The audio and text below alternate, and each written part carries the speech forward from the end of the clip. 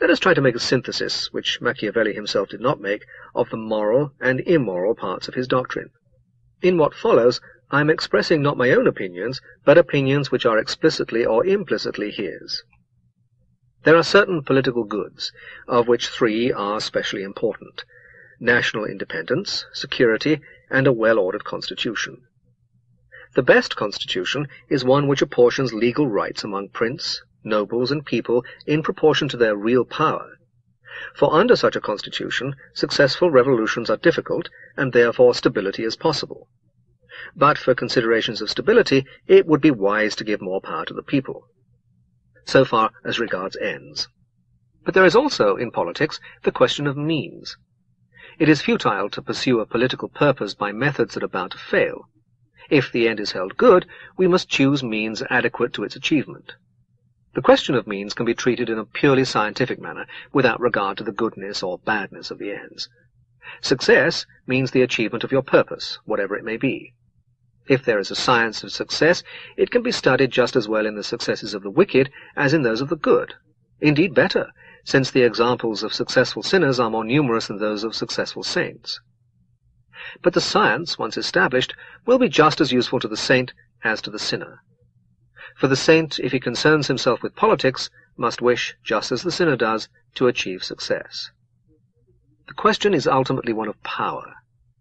To achieve a political end, power of one kind or another is necessary.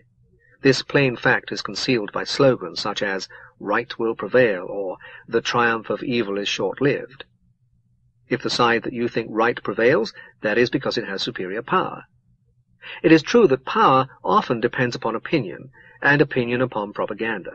It is true also that it is an advantage in propaganda to seem more virtuous than your adversary, and that one way of seeming virtuous is to be virtuous.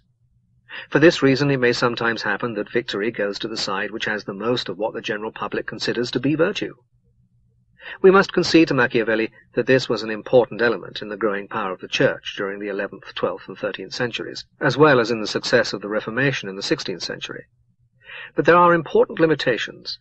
In the first place, those who have seized power can, by controlling propaganda, cause their party to appear virtuous.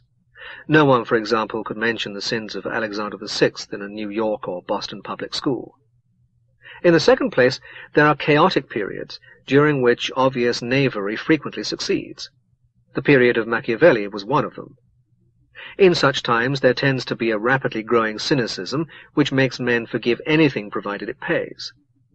Even in such times, as Machiavelli himself says, it is desirable to present an appearance of virtue before the ignorant public.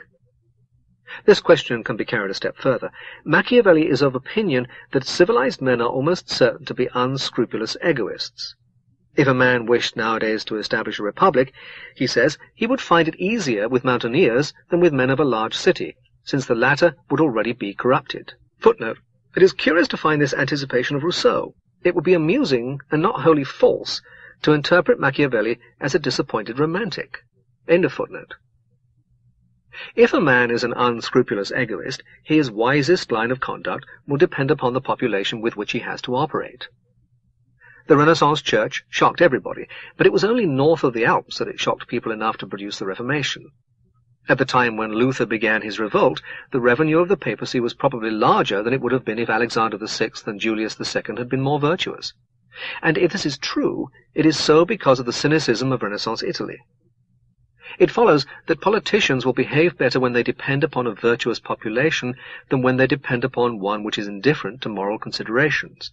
They will also behave better in a community in which their crimes, if any, can be made widely known, than in one in which there is a strict censorship under their control. A certain amount can, of course, always be achieved by hypocrisy, but the amount can be much diminished by suitable institutions.